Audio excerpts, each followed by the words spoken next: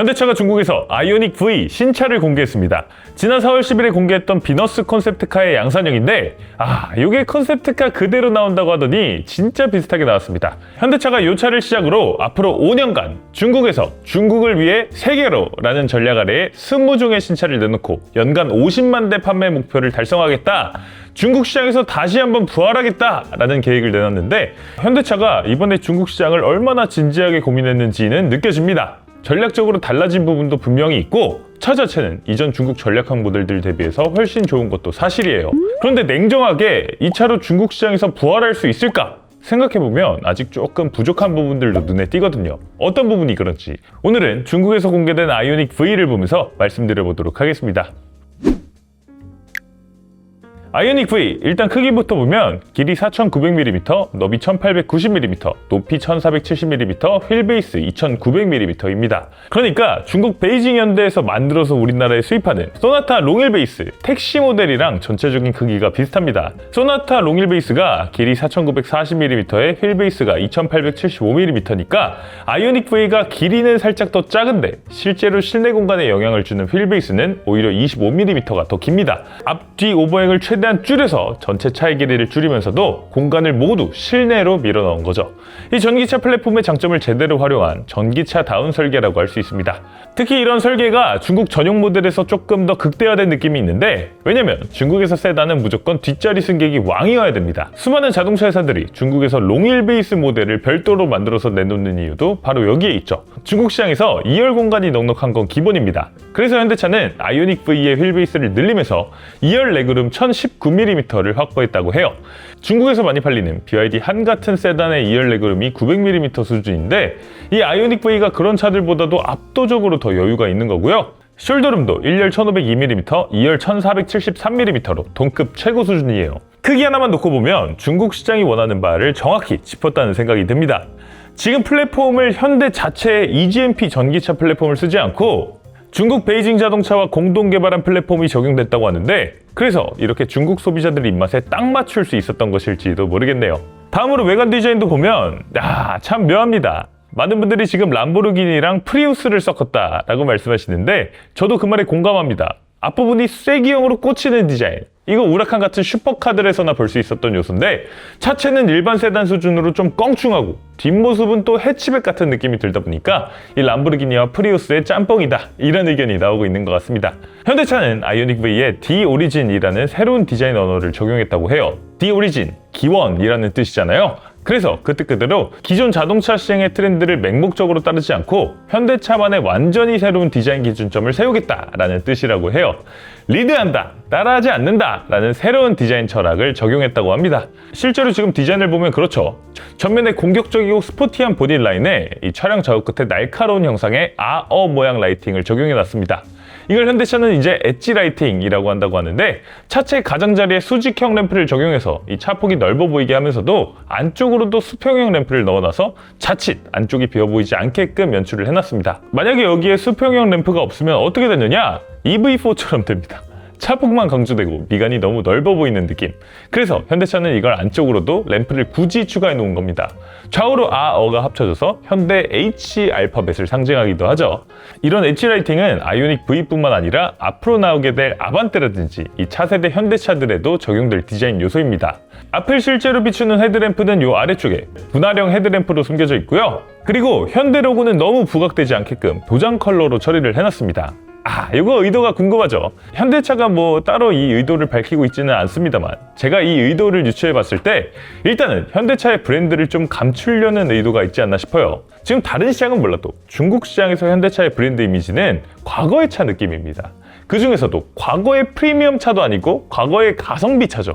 그러다 보니까 로고가 너무 크게 부각되면 중국 소비자들이 차를 보기도 전에 브랜드만 보고 선입견을 가질 수 있겠죠. 현대차는 일단 그걸 인정하고 로고를 숨김으로써 이 중국 소비자들이 어느 브랜드의 차인지보다 이 차 자체의 매력적인 디자인을 먼저 바라보게 하는 효과를 노린 겁니다. 또 전통적인 은색 엠블럼을 장착해 놓게 되면 그 자체가 과거의 내연기관차 같은 느낌을 줍니다. 요즘의 전기차라면 전자기기 같은 맛이 있어야겠죠.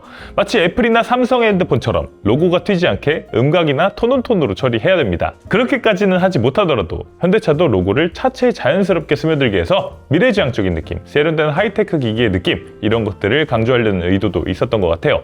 자, 측면으로 넘어오면 일단 전면에서부터 시작해서 뒤쪽 끝까지 하나의 곡선으로 이루어진 독특한 실루엣이 핵심입니다. 아니, 원래 세단이라고 하면 3박스잖아요. 엔진룸, 캐빈, 트렁크 이렇게 딱딱딱 나눠져 있는 게 당연한 건데, 현대차는 디자인을 리드하겠다, 따라하지 않겠다라는 새로운 디자인 철학에 따라서 이걸 마치 원박스처럼 디자인을 해놨습니다. 그러니까 미니밴처럼 엔진룸, 캐빈, 트렁크가 명확히 나눠지지 않는 디자인을 해놓은 거예요.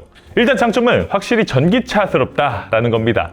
그러니까 이런 디자인을 만들 수 있는 이유 자체가 구동을 담당하는 모터가 작기 때문에 실내 공간을 앞쪽으로 최대한 바짝 당겨서 이 극단적인 캣포워드 디자인을 해놓을 수 있는 거거든요. 그러면서 과거에 우리가 멋있다고 생각해오던 전통적인 프리미엄 세단의 비율, 이 롱노즈 쇼테크 비율을 억지로 따라하지 않고 전기차 시대에 걸맞은 완전히 새로운 형태를 제시할 수 있다는 겁니다.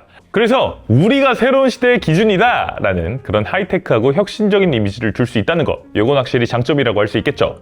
반면 아쉽다고 말하는 사람들도 있을 겁니다. 우리가 일반적으로 멋지다고 생각하는 자동차의 비율과는 너무나 달라졌기 때문에 이런 원박스 형태의 세단을 보면 야, 이게 무슨 세단이야, 컴퓨터 마우스처럼 생겼네 라는 좀 비판적인 의견이 나올 수도 있고, 또 이렇게 실내 공간을 넓히려고 앞유리를 보니 쪽으로 최대한 밀어내다 보면 운전석 대시보드가 상당히 넓어지고 앞유리 양옆에 있는 A필러가 운전자의 시야에서 멀어지고 비스듬하게 눕게 됩니다. 결과적으로 측전방 시야에 사각지대가 생길 수 있게 돼요. 저희가 지난번에 테슬라 사이버트럭 타보니까 비슷한 문제가 있더라고요. 아무튼 그래서 장점과 아쉬운 점을 동시에 가진 디자인이다 라고 정리할 수 있을 텐데, 그래도 누가 뭐래도 미래지향적인 독창적인 디자인이면 분명해 보입니다. 자, 그리고 측면에서는 사이드미러 테두리까지 전체가 유리인 프레임리스 사이드미러도 적용됐어요. 디자인적으로도 훌륭하고 똑같은 미러 크기에 더 넓은 면적을 볼 수 있다는 점에서 기능적으로도 훌륭한 사이드미러입니다. 이제 투싼 같은 우리가 타게 될 차세대 현대차에도 이게 적용되게 돼요. 그리고 프레임리스 도어도 적용됐습니다. 현대차에서는 그랜저에서만 적용되던 거죠. 측면 유리의 높이를 똑같이 맞춰서 옆에서 봤을 때 디자인이 아주 매끈하고 완성도 높아 보이는 고급차처럼 연출할 수 있다는 장점이 있습니다. 여기에 도어 핸들도 매끈하게 인사이드 그립 방식을 적용해놨어요. 이제 중국은 법적으로 외부 도어 핸들에 일정 깊이의 물리적인 홈을 파놓도록 강제하기 때문에 이런 식의 도어 핸들을 적용한 거고요. 이건 사실 중국이 가장 먼저 강제하긴 했지만 안전을 위해서, 특히 사고가 났을 때 주변 사람들이 골든타임에 도와주려고 할 때 이 차가 무슨 차인지 모르는 사람도 도와줄 수 있다는 점에서 글로벌 도어 핸들의 방향도 이런 쪽으로 가야 되지 않나 싶습니다. 마지막으로 후면 디자인은 얇은 리어 램프가 좌우 끝에 가로로 배치돼서 날렵한 인상을 주는데, 이번에 유럽에서 공개된 아이오닉 3랑 구성은 똑같은데 오히려 아이오닉 V의 램프가 더 얇아서 날렵해 보이네요. 그리고 하단에는 이만한 디퓨저가 양쪽으로 달려있는데 이런 것도 상당히 과감하죠. 아이오닉 V의 역동성을 살리기 위해서 이런 요소들을 더해놓고 있습니다. 자, 그래서 외관 디자인 어떠세요? 제가 느끼기에는 일단 굉장히 새로운 느낌, 독창적인 느낌을 준다는 건 인정입니다. 지금 중국 시장에 나와 있는 차들을 보면 크롬 장식의 화려한 램프 그래픽, 좌우로 연결되는 일자 라이팅, 야간에 다가오면 압도적인 존재감을 뿜는 그런 디자인이 대세인데, 현대차는 그 방향으로 가지 않겠다는 거죠. 이 차체 형태 자체로 시선을 끌겠다는 전략인데, 이게 중국 소비자들한테 잘 먹힐 수 있을지는 미지수입니다. 그러니까 패션이나 예술은 당장의 대중의 선택을 받지 못하더라도 시간이 흘러서 그때 그 디자인이 진짜 시대를 앞서간 마스터피스였다 라면서 뒤늦게 가치를 인정받고 막 칭송을 받기도 하죠. 그런데 자동차는 다릅니다. 이건 수천억 원의 개발비가 투입되는 철저한 상업 제품이잖아요. 나중에 가서야 그때 현대차의 미니멀리즘 디자인이 맞았다 라고 재평가 받아봤자 당장 지금 세대에서 차가 안 팔리면 막대한 손실을 떠안아야 된다는 냉혹한 현실이 있습니다. 현대차의 지금 디자인 방향성 자체는 미래지향적이고 훌륭할지 몰라도 당장의 화려함을 쫓는 현재 중국 소비자들의 입맛과는 타이밍이 어긋날 위험도 있는 것이죠. 아무튼 이 외관만 보고 성패를 짐작하기는 이르니까요. 이제 실내도 한번 살펴보도록 하죠. 아이오닉 V에서 제일 먼저 눈에 들어오는 건 27인치 4K 디스플레이입니다. 이 중앙부터 조수석까지 쭉 펼쳐져 있는데 잠깐만, 저는 이게 좀 익숙합니다. 제가 지난번에 중국에 가서 시승하고 왔던 현대 일렉시오, 여기 들어간 디스플레이랑 똑같은 디스플레이예요. 일렉시오가 지금 중국에서 망했거든요. 아니 진짜로 출시 이후에 4달 동안 569대가 판매됐습니다. 한 달에 차가 250만 대씩 팔리는 시장에서 일렉시오는 한 달에 140대씩 팔렸다는 건데 이건 참 성과를 측정하기도 조금 민망할 정도죠. 그러다 보니까 일렉시오에 들어갔던 디스플레이, 이 재고가 지금 한참 남아있는 걸 아이오닉 V에도 똑같이 탑재해서 소진시키려는 의도도 있지 않을까 싶습니다. 그런데 이 디스플레이는 사실 중국 소비자들이 선호하는 디스플레이가 아닙니다. 예를 들어서 지금 중국 소비자들이 가장 선호하는 디스플레이를 보면 리오토 메가, 지커 8X, 9X 이런 차들에 들어가는 디스플레이인데 그냥 조수석 디스플레이가 있다라고 해서 되는 게 아니라 16대 9 비율 디스플레이 2개를 옆으로 연결해서 32대 9 비율이 되는 이 세로가 꽉 찬 거대한 화면이 필요합니다. 그래야 차 안에서 주차해놓고 영화 보고 게임하고 이런 걸 할 수 있기 때문이죠. 이 세로 길이가 충분히 길지 않으면 차라리 핸드폰으로 영화 보고 게임하고 하는 게 낫습니다. 그런데 일렉시오도 그렇고 이번 아이오닉 V도 그렇고 중앙부터 조수석 디스플레이까지 27인치의 대화면 디스플레이가 들어갔다라고는 하지만 이건 가로만 길지 세로는 짧은 형태입니다. 인포테인먼트를 즐기기에는 좀 아쉬운 비율이에요. 현대차 분들도 이 사실을 모르시지 않을 텐데 이 현실적인 비용 문제, 이 일렉시오가 사실상 전혀 팔리지 못한 상황에서 기존의 디스플레이를 좀 캐리오버 해야 되지 않느냐라는 부분에서 논의가 있었고 타협이 좀 있었던 것 같아요. 중국 소비자들이 이걸 이해해 줄 수 있을지는 잘 모르겠습니다. 자, 하지만 퀄컴 스냅드래곤 829 인포테인먼트 구동용 칩을 탑재해서 디스플레이 조작할 때 버벅임이 없게끔 만들어 놓은 건 아주 좋은 부분입니다. 4K에 퀄컴 스냅드래곤 825에 이대로면 게임이나 영화도 충분히 보고 즐길 수 있을 텐데 디스플레이 사이즈가 못내 아쉽네요. 자, 그리고 대형 디스플레이 하단에 탈착식 물리 버튼을 장착할 수 있기도 합니다. 이 중국 공업정보화부가 이제는 비상등이라든지 앞유리 성의 제거 같은 기능들은 가로 세로 10mm 이상의 물리 버튼으로 장착하도록 강제하고 있기 때문에 그런 법규적인 부분에도 대응할 수 있도록 만든 걸 알 수 있어요. 나머지 실내 구성을 보면 크래시패드 좌우로 길게 들어간 크리스탈 형상의 무드램프가 공조, 속도, 드라이브 모드랑 연동됩니다. BMW i7급? 아무튼 고급스러운 요소고요. 그리고 현대차 최초로 전동식 에어벤트도 탑재됐어요. 테슬라처럼 디스플레이에서 공조 방향을 조작하는 방식이죠. 에어벤트 하나 조작하는데 굳이 디스플레이에 터치를 한 번 더 해야 되는 좀 불편합니다만 그럼에도 훨씬 깔끔하면서도 미래지향적인 실내가 만들어진다는 장점은 있어요. 그리고 계기판 자리에 호라이즌 헤드업 디스플레이도 탑재됐습니다. 빛이 투과되지 않는 검정색으로 이 부분을 틴팅해놓고 여기에 기존 헤드업 디스플레이보다 훨씬 선명하고 고화질의 미니 LED를 투사하는 방식인데 지난번에 일렉시오 시승해보니까 운전자 보조 시스템 작동시켰을 때 여기서 주변 사람 인식하는 것도 보여주더라고요. 자, 그런데 사운드 시스템은 조금 아쉽습니다. 돌비 애트모스 소프트웨어가 적용된 8개 스피커가 기본 사양으로 들어갔는데 요즘 중국차들은 중형 세단에서도 열몇 개 스피커, 야마하 오디오, 바우센 윌킨스, 메리디안 오디오 이런 사운드 경험을 또 강조하고 있거든요. 이 전기차 시대가 되면서 실내 공간에서 음악 감상 같은 것들이 중요해졌기 때문인데 이 돌비 애트모스 소프트웨어가 지원된다고는 하지만 하드웨어 자체가 8개라는 게 사실 눈에 보이는 스펙을 중시하는 중국 소비자들에게는 너무 적게 느껴지지 않을까 우려가 되기도 하네요. 자, 그리고 아이오닉 V에는 레벨 2 플러스 시스템도 탑재됩니다. 지금 중국은 외관 디자인, 실내 인포테인먼트 이런 거 좋은 건 이제 그냥 기본이고 자율주행이 잘 되냐 안 되냐로 차가 팔리고 안 팔리고가 결정됩니다.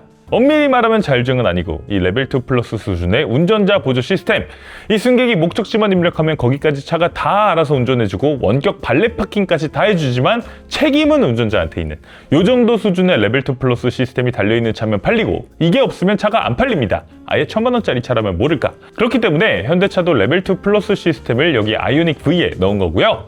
현대차는 자체 개발 레벨 2 플러스 시스템이 아직 없기 때문에 중국 모멘타의 소프트웨어를 씁니다. 모멘타는 2016년에 처음 설립된 중국 자율주행 스타트업이었는데 지금은 스타트업이라고 부르기는 민망할 정도죠. 기업 가치가 60억 달러, 우리 돈으로 9조 원 가까이 되고 이제 홍콩 증시에 상장을 준비하고 있는 회사입니다. 원 플라이 휠, 투 레그라는 특유의 전략을 쓰는데 이건 뭐냐면 일단 다리 하나, 이 레벨 2 플러스 수준의 자율주행 소프트웨어 M 파일럿을 싸게 완성차 회사들한테 공급하는 거예요. 그러면 저렴한데 성능은 좋으니까 가성비 짱이네 라면서 완성차 회사들이 너나 나나 다 모멘타 거를 사다 쓸 거잖아요. 그러면 여기서 실도로 주행 데이터가 막 모입니다. 이걸 갖다가 플라이휠을 돌려서 나머지 다리 하나, 레벨 4 수준의 로보택시 자율주행 학습에다가 쓰는 거예요. 이 양산차에서 데이터 벌어서 로보택시 기술을 개발하는 거죠. 그래서 모멘타의 고객사 리스트가 굉장히 화려합니다. BMW 벤츠, 지금 글로벌에서는 퀄컴 엔비디아랑 협력한 레벨 2 플러스 시스템이 있지만 중국에서는 모멘타 기술을 쓰기로 했고요. 토요타, 혼다, 아우디, GM, 심지어는 중국 내에서 상하이 자동차나 IM모터스 같은 회사들까지 우리가 아는 회사들 중에서는 모멘타 기술을 안 쓰는 회사 찾기가 더 힘들 정도입니다. 지금 이미 130개 넘는 차에 모멘타의 자율주행 소프트웨어가 탑재되어 있다고 하죠. 그래서 현대차도 모멘타를 선택한 겁니다. 중국 현지에서 이보다 검증된 솔루션은 없기 때문이죠. 중국 소비자들도 현대 자체 레벨2 플러스보다 모멘타 기술이 적용됐다는 말을 더 좋아합니다.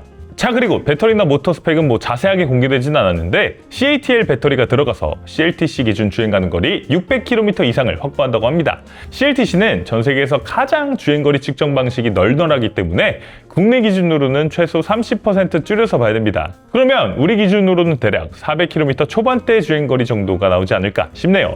주행거리 자체는 지금 중국 내 경쟁 모델들하고 비교했을 때 압도적인 수준이라고 말씀드리지는 못할 것 같습니다. 그러면 현대차가 아이오닉 V를 시작으로 중국에서 부활할 수 있을까? 솔직하게 얘기해서 긍정적인 부분만 느껴지진 않아요. 한계도 느껴집니다. 그러니까 중국 소비자들이 지금 제일 중요하게 보는 건 크게 세 가지죠. 레벨2 플러스, 주행 가는 거리, 실내 인포테인먼트 기능이랑 스크린. 이 중에서 주행 가는 거리 인포테인먼트는 사실 경쟁력이 뛰어난 부분이라고 할 수 없고, 그나마 레벨2 플러스는 모멘타 것을 적용해서 다행이라고 할 수 있는데, 문제는 BMW도 모멘타, 벤츠도 모멘타, 토요타도 모멘타, GM도 모멘타를 쓴다는 거예요. 이 모든 레거시 자동차 회사들이 중국 시장을 어떻게든 재공략하려고 다 똑같은 소프트웨어를 받아서 쓰고 있습니다. 그러면 중국 소비자 입장에서는 현대차가 모멘타를 쓴다고 해서 아이오닉 V를 선택할 이유가 새로 생기는 건 아니죠. 다들 똑같은 기술을 지금 쓰고 있는 거니까요. 그러면 결국 아이오닉 V는 뭘로 싸워야 되냐? 디자인, 브랜드 이미지, 가격입니다. 첫 번째, 디자인은 앞서 말씀드렸듯이 중국 소비자들이 이런 스타일링을 잘 받아들여줄 수 있을지 아직은 미지수입니다. 그러면 두 번째, 브랜드 이미지는 어떤가? 지금 중국의 주력 소비층 30대 소비자들한테 현대차는 아버지 세대가 타던 차입니다. 2010년대 초반까지 중국 거리를 가득 메웠던 차, 그 정도 이미지인데 아이오닉 V가 그 낡은 이미지를 반전시켜줄 만큼의 매력도가 있는가? 이것도 아직은 미지수라고 할 수 있죠. 자, 그러면 마지막으로 가격은 어떤가? 아직 가격이 공개되지는 않았습니다만 지금 중국에서 크기를 놓고 봤을 땐 아이오닉 V랑 경쟁할 걸로 예상되는 차들이 BYD 한 전기차, 지리 갤럭시 E8 이런 차들인데 이 차들 가격이 대략 17만 위안에서 20만 위안 정도입니다. 우리 돈으로 3천만 원 중후반대인데 현대차가 여기서 가격 경쟁을 하자니 수익이 남지 않고, 그렇다고 가격으로 물리자니 샤오미, 지커 같은 중국 내 프리미엄 브랜드들하고 경쟁해야 되는, 이 결과적으로 차가 팔리지 않는 딜레마에 빠지게 됩니다. 이 수입 브랜드 프리미엄이 통하던 시대는 중국에서 이미 끝났기 때문이죠. 우리나라도 사실 마찬가지입니다. 10년 전만 해도 우리나라에서 혼다 어코드나 폭스바겐 파사트나 이런 차들이 어떤 포지션이었는지를 생각해보면 준 프리미엄이었습니다. 수입차라는 이유만으로 같은 급의 현대기아차보다 훨씬 비싸게 팔렸고 그게 당연하게 받아들여졌어요. 그런데 지금은 어떻습니까? 이 부진한 판매량이 이어지다 못해 어제 혼다코리아가 철수를 결정하기에 이르렀습니다. 폭스바겐, 푸조, 지프, 토요타, 나머지 브랜드들도 지금은 버티고 있지만 이 중에서 어떤 브랜드가 또 철수를 결정하더라도 이상한 상황은 아니죠. 이제 소비자들은 수입차라는 것 자체가 프리미엄이라고 생각하지 않습니다. 같은 돈이면 뭘 사는 게 더 합리적인지를 정확하게 계산해보고 판단하죠. 중국 소비자들한테 현대차도 마찬가지입니다. 수입 브랜드 프리미엄이 사라진 것도, 소프트웨어 기반 기능이 핵심 구매 기준이 된 것도, 로컬 브랜드가 가성비를 압도하게 된 것도, 우리나라 소비자들이 혼다한테 했던 것과 중국 소비자들이 현대차한테 하고 있는 것이 구조적으로 똑같다고 볼 수 있는 겁니다. 다른 점이 있다면 우리나라에서는 혼다가 철수를 결정했지만 현대차는 중국에서 철수하지 않는다는 사실입니다. 중국은 1년에 차가 3천만 대씩 팔리는 세계 최대 시장이고 현대차는 지금 이 시장에서 어떻게든 싸워보겠다는 결정을 한 상황이에요. 포기도 못하고 그렇다고 이기기도 쉽지 않은 싸움을 해야 되는 건데 아이오닉 V가 그 싸움의 첫 번째 카드입니다. 잘 만든 차인 건 맞아요. 하지만 우리나라에서 혼다가 좋은 차를 만들었다고 해서 살아남지 못했던 것처럼 좋은 차를 만드는 것만으로는 충분하지 않습니다. 그래서 현대차가 중국에서 혼다 코리아의 전철을 밟지 않으려면 아이오닉 V 이후에 나오는 19종의 차들이 오늘보다 훨씬 더 강해야 된다라는 생각을 해보게 됐는데요. 여러분의 생각은 어떠신지도 댓글로 자유롭게 남겨주시고요. 구독, 좋아요, 알림 설정까지 꼭 좀 부탁드리면서 오늘 차 플레이는 여기서 인사드리겠습니다. 이영빈이었습니다. 감사합니다.